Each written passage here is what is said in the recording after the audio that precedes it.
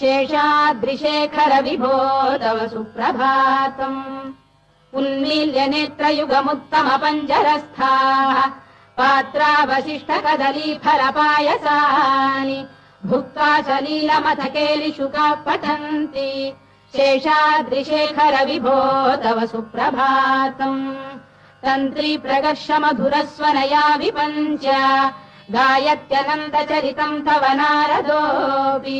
भाषा समग्रमसत्करचार रम्यम् शेषाद्रिशेखर विभो तव सुप्रभातम्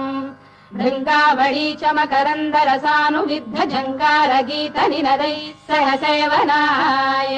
निर्यात्युपान्त सरसी कमलोदरेभ्यः शेषाद्रिशेखर विभो तव सुप्रभातम् योषा गणेन वरदध्नि विमथ्यमाने घोषालयेषु दधिमन्थन तीव्र